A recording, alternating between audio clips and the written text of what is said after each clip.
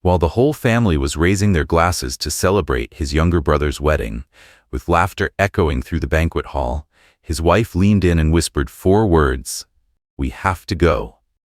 And then, what could possibly make a woman walk out in the middle of a family wedding? Stay tuned for a gripping story full of drama and secrets no one dared to speak until that very moment. Thomas was the eldest son of the Hartford family, a name stamped on every major building in Boston. From stadiums and hotels to the subway system, that name was always somewhere on a plaque. The Hartford Construction Company wasn't just a corporation, it was a legacy. And for Thomas, it was also a shackle. He wasn't chosen, he was defaulted. From the time he was a kid, every decision in the house came down to 2 options. Either Thomas handled it, or everything fell apart. That's simple. At 15, he gave a speech at a grand opening in place of his father, who was too drunk.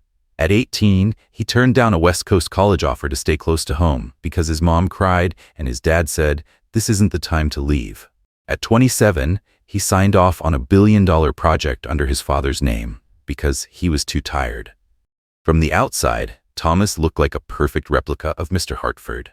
Tall, sharp, in control, always on time for meetings, replying to emails within 5 minutes. But people who really knew, they knew Mr. Hartford didn't leave his oldest son love. He left expectations, standards, a mold that Thomas had to live inside, never outside. But Leo was different. Leo was the youngest. Leo was the one everyone called the kid with personality. When he threw rocks at someone's car window, just a spirited boy. When he dropped out of college, maybe he needs time to find himself. When he blew $400,000 opening a bar and went bankrupt in 6 months. We all make mistakes when we're young. Thomas used to think he was just the strict one. Later, he realized he was the measuring stick. The one their parents pointed to and said, "Why can't you be more like Thomas?" Then turned to Leo, ruffled his hair, and said, "It's okay, just try harder next time." The unfairness in the Hartford family wasn't new. It was like a hairline crack in the foundation. Never enough to bring the house down, but always there, always waiting. Until someone stepped right on it, and the whole house shook. Thomas and Leo used to be close when they were kids. They snuck onto the roof to eat ice cream, rode their bikes to the harbor, stayed up late playing cards with their grandmother. But everything changed when Leo was 12.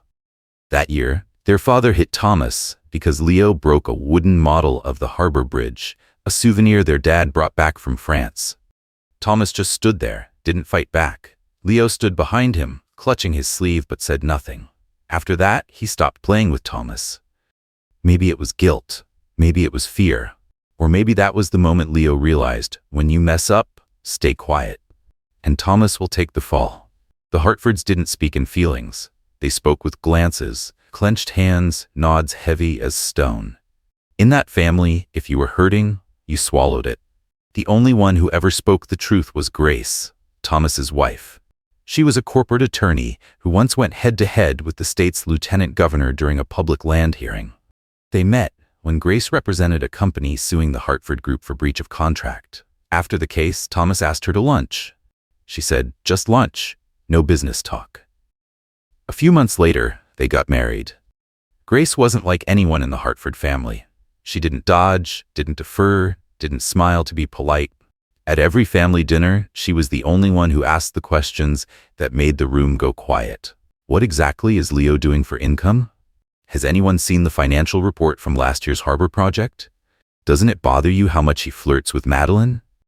Thomas loved her for that, and sometimes he found it exhausting.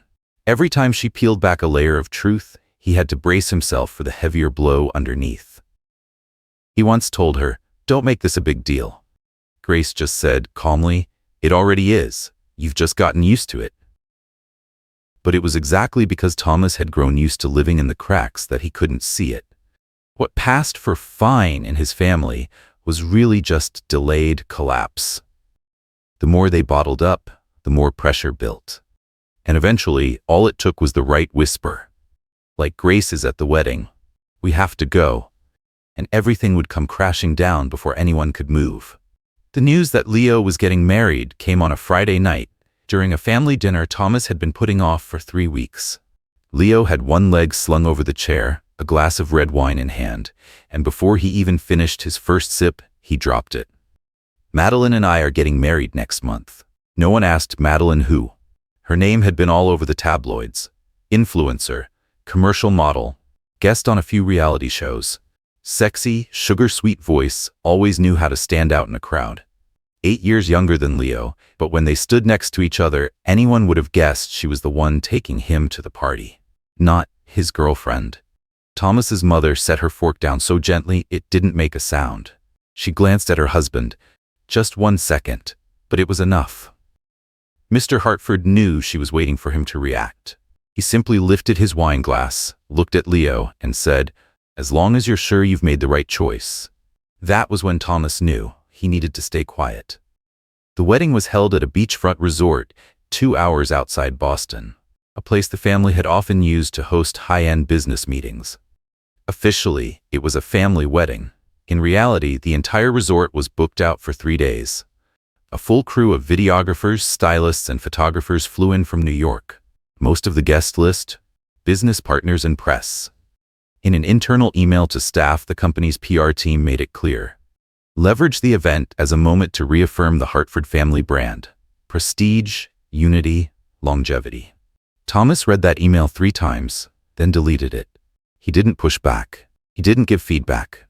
He knew all too well. If there were cameras to his father, it was a PR campaign. And if Leo was marrying a social media celebrity, then it was all the more reason to capitalize. Madeline arrived at the wedding like she was stepping onto a red carpet. Every step came with a hair flip, a smile perfectly curved at the lips. She called everyone by name, like they were old friends, even when they clearly weren't. When she saw Thomas, she slid an arm around his shoulder like a longtime sister-in-law and whispered, "I've heard so much about you. So glad we finally meet." Thomas didn't like the way she touched people. Didn't like the way her eyes scanned every face in the room like she was calculating engagement metrics. But he said nothing. Just stepped back, gave a nod, and quietly excused himself from the conversation. To Thomas, Madeline didn't act like someone about to marry the heir to a legacy. She didn't show interest in Leo's family. She didn't ask about the business. She had no clue about the projects Leo had worked on. When an aunt tried to talk to her about family traditions, Madeline gave a vague smile and said, "I think we should be creating new traditions." Then turned to take a selfie with her champagne glass. Grace didn't say a word, but Thomas saw the way her eyes tracked Madeline's every move, every dodged question, every well-timed smile, every graceful deflection. Especially the part where Madeline spoke about growing up in Georgia, then slipped and mentioned going to school in California. Grace didn't call it out, she just watched. Quietly. "She's putting on a show," Grace said to Thomas that night as they got back to their room. "But she doesn't know her lines." Thomas looked at his wife and said nothing. He knew what that look meant. Grace was connecting the dots. And once she started, she never let go. Then there was Mr. Hartford, acting unusually close with Madeline. At a private family dinner with the bridal party, Thomas noticed his father sitting next to her the entire meal. He leaned in to speak softly in her ear, laughed lightly, poured her more wine than he poured for Thomas's own mother. At one point, when Madeline stood up from the table, Mr. Hartford placed a hand on her lower back. Not inappropriate, technically, but enough for Thomas to see it wasn't how a future father-in-law should be touching his son's fiancée. No one said anything. Everyone seemed to notice, but chose to let it slide. The next day, at the rehearsal, Madeline showed up nearly an hour late. Mr. Hartford was the only one who spoke up. "Let her rest a little. Tomorrow's what really matters." And at that exact moment, Thomas caught Grace's gaze. No judgment, no alarm, just the look of someone who had found the final piece of a puzzle. And he knew she'd seen something. Grace didn't say another word after that look. But Thomas knew she wasn't letting it go. The next morning, when he woke up, she was already at her laptop, sitting with a glass of water in hand, eyes locked on a spreadsheet. "Did you know Leo's been using company accounts to move personal money?" She didn't ease into it. Just asked. Thomas walked over and looked at the line of numbers she pointed to. A series of transactions coded as marketing expenses, but not tied to any campaigns the PR team had ever reported. "They're scattered," Grace said. "Just a few thousand each time. but it's been going on for 6 months. Adds up to nearly 200 grand. Thomas frowned. Could be partner gifting costs? Grace shook her head. No invoices, no internal memos, no recipient names, but there is one fixed receiving account. She copied the account number onto a slip of paper and handed it to him. Thomas stayed silent for a long moment, then finally closed the laptop. Leave it, we'll deal with it after the wedding. Grace didn't respond. She got up, grabbed her coat, and left the room. When she returned an hour later, her eyes were a little red, but she didn't say anything more. Just quietly told him, I'll keep digging. You don't have to do anything, but just listen. Grace wasn't the type to let go once she saw something wrong. She'd made some of the biggest companies flinch when she found legal weak spots. Thomas used to be proud of that. But this time, she was digging into his own family. And he wasn't sure if he felt grateful or afraid. At 2 p.m., Grace made a call to a contact in the banking world. She spoke in vague but pointed terms. I need to verify the name behind an account in the internal system. Just checking, no interference. By evening, she got a text back. Name on the account is Madeline Boyd. Opened at the Chicago branch. Last transaction, 3 days ago, $25,000. Thomas read the message 3 times. Grace said nothing. Just waited. He leaned back in his chair, eyes on the ceiling. She's getting money from Leo. Grace answered quietly. Not just from Leo. She pulled up another file. A string of smaller, anonymous transfers from a corporate account under one of the Hartford Group's subsidiaries. Nothing flashy. Just another name on the books. But she'd run the tax ID. It was a company directly owned by Mr. Hartford. Thomas let out a breath. Could be a coincidence. Could be my father gave Leo the money, and Leo passed it on. Grace tilted her head. You know better than I do. Your father doesn't let Leo touch a cent without a reason. Thomas gave a faint smile. I just don't want to blow everything up before the wedding. Then let me do it, Grace said. You just watch. No one knows what I'm doing. But if I'm right, the person you need to protect isn't your father, it's you. Thomas stood up and walked to the window. Outside, the crew was setting up the wedding stage on the main lawn. The warm lights cast a golden glow over the white stone like a dream being perfectly staged. But he knew, the prettier the dream, the heavier whatever was buried beneath it. He turned back to her, speaking quietly. There's no proof yet, nothing solid. And that's why I haven't said anything, Grace replied. I just want you to be ready. The night passed in silence. They didn't argue. They skipped the family dinner that had been on the schedule. Grace worked late into the night. Thomas wandered the resort grounds, mind blank. Near midnight, when he stepped back into the room, she was still at the desk, laptop casting a soft glow. He walked closer. She didn't look up. She just said one sentence, so quiet it barely carried any emotion. If something happens tomorrow, you have to promise to stand on the side of the truth. Thomas looked at her for a long time. Grace's face wasn't trembling. It wasn't soft, but her eyes were deep and tired, not from lack of sleep, but because she knew if he couldn't make that promise, everything she'd done would mean nothing. He didn't answer right away, just gave a slow, silent nod. She stood up and turned off the desk lamp. And in the dark, they said nothing more about numbers or accounts, but they both knew the door to the truth had been opened. And once it's open, there's no going back. That morning, the sky was impossibly clear. Sunlight bathed the resort grounds, gleaming off the white stone pillars and glass domes like something out of a luxury commercial. The wedding was set for 10 a.m., but by 7:30, the film crew had already claimed every prime angle. Drones buzzed above the lawn. VIP guests arrived early, mostly faces from construction, banking, and real estate. Everyone was smiling.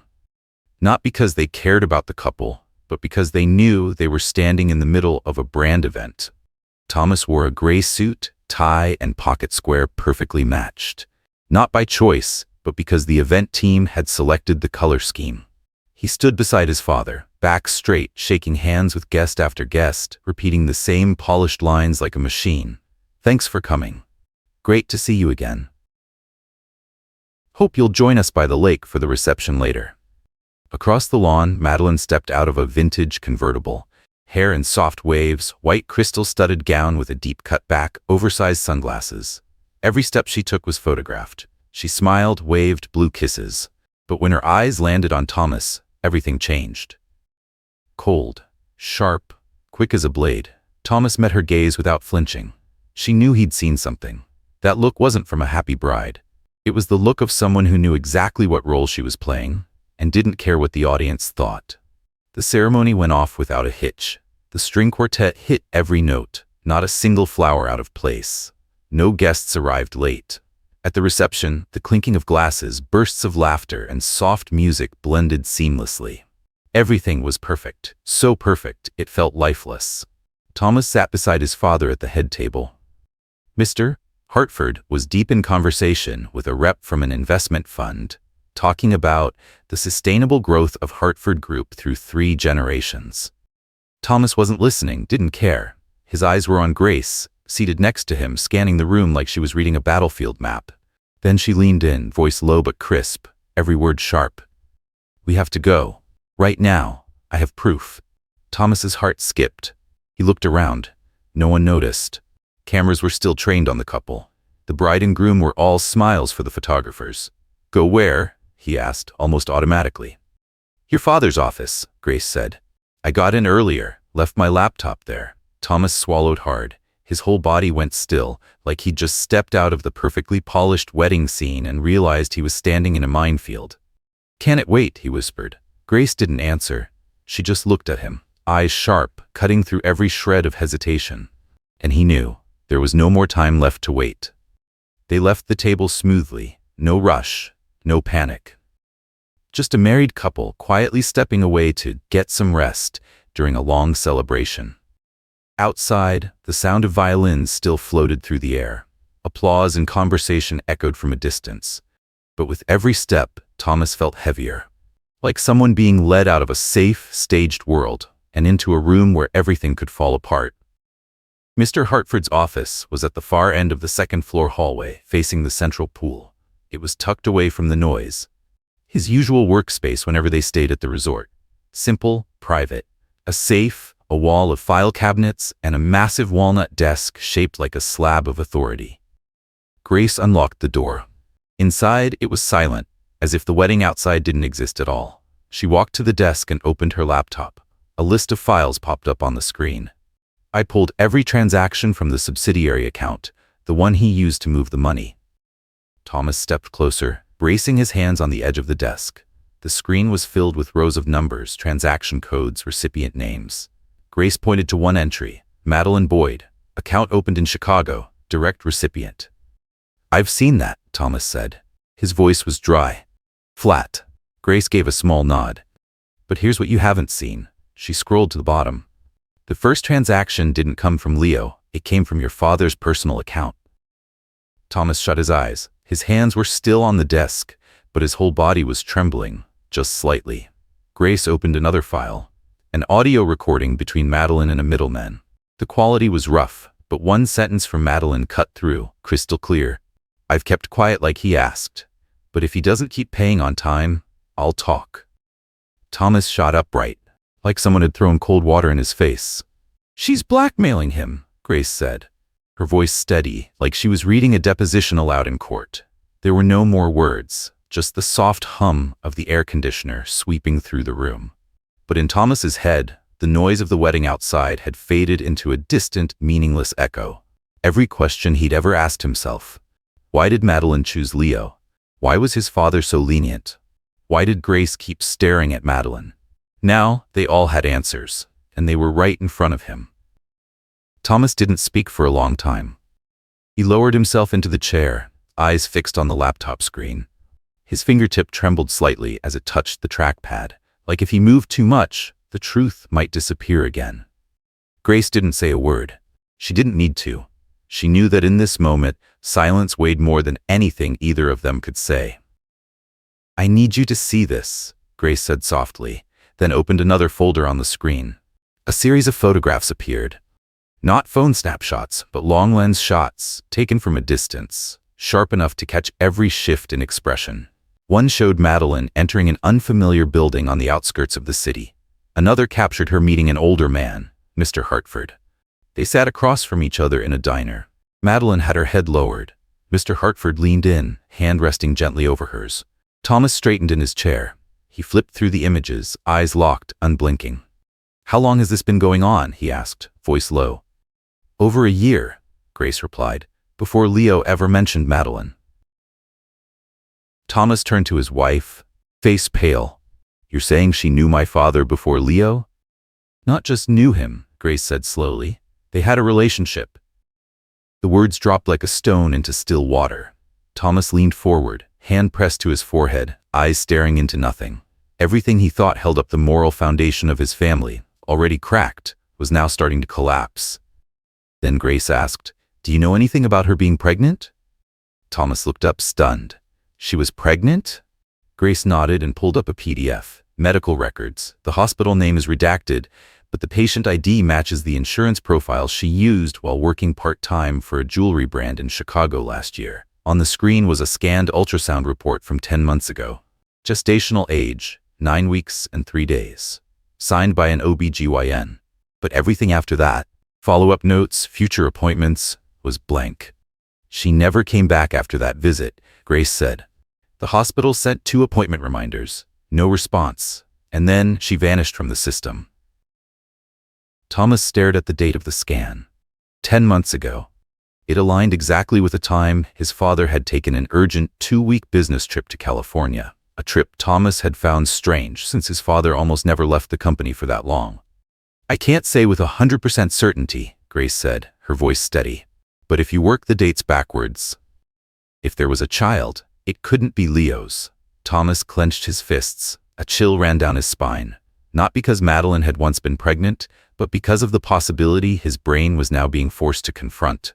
That child might have been his father's.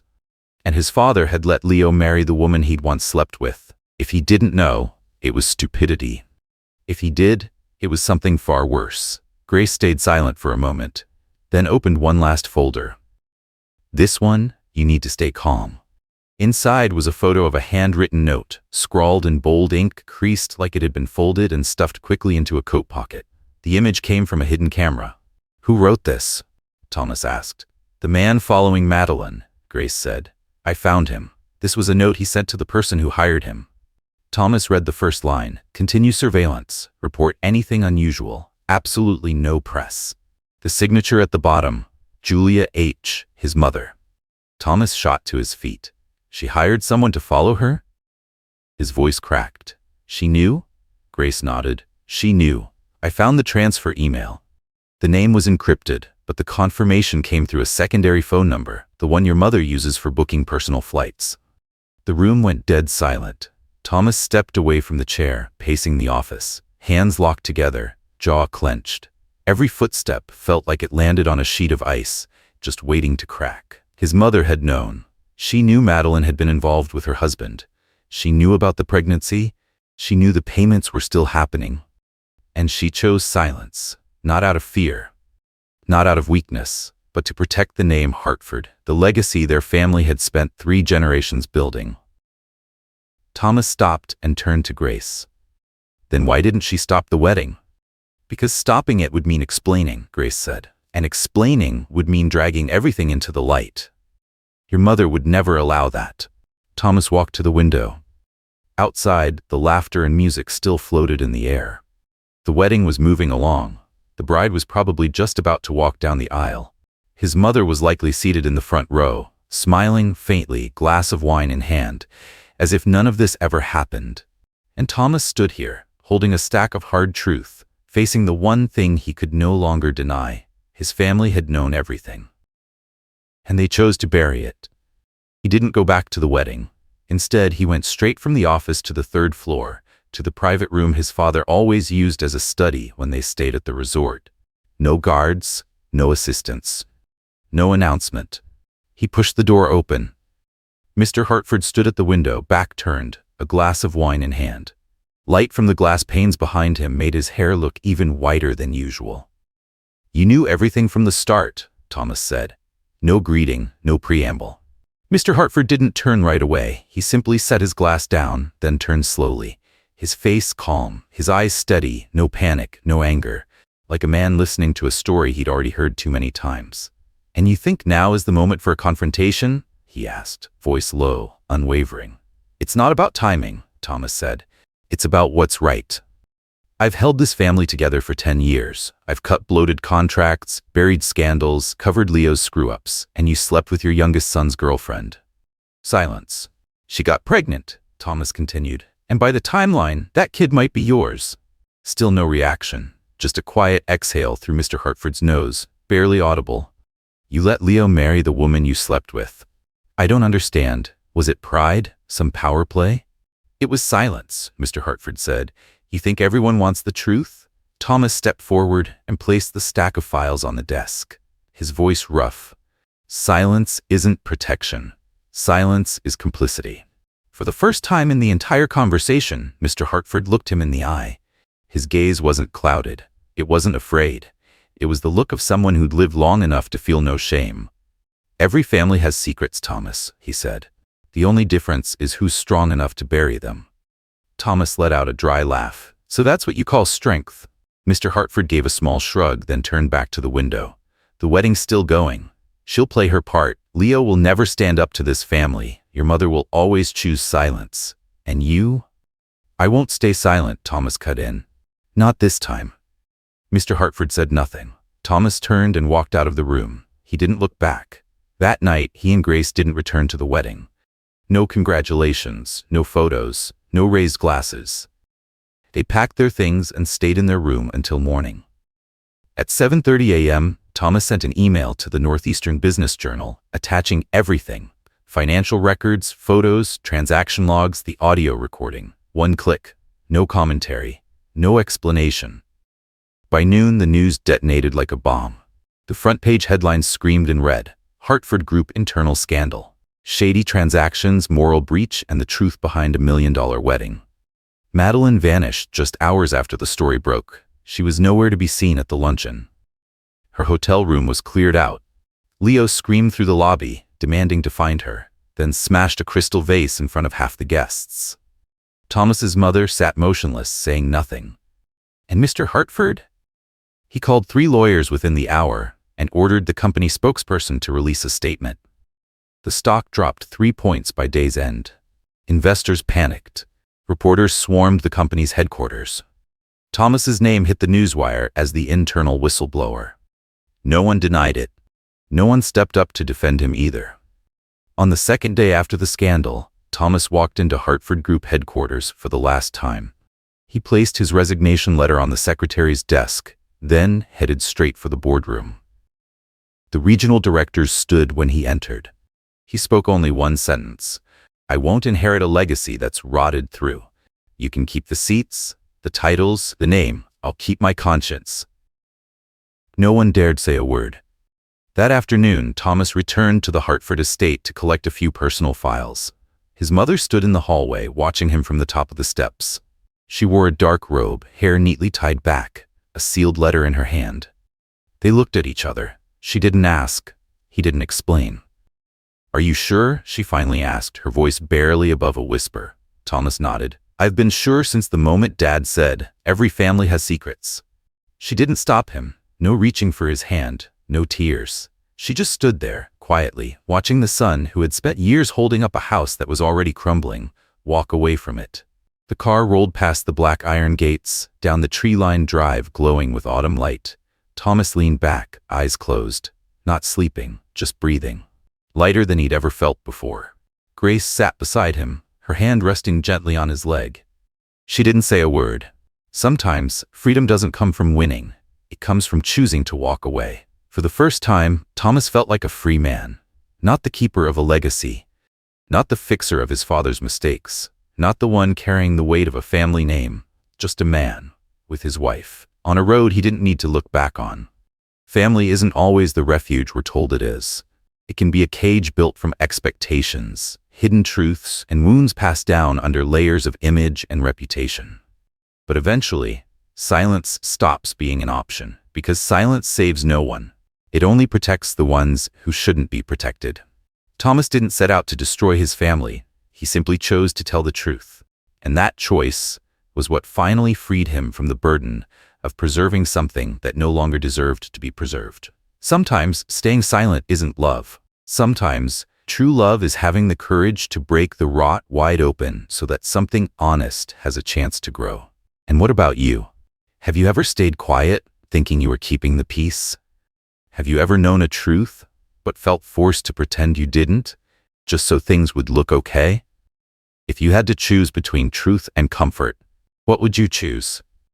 Share your thoughts in the comments, and if stories like this speak to you, hit subscribe so you won't miss the moments that dig deep into what's real, about family, about choices, and everything we're told to keep hidden behind that one perfect word, family.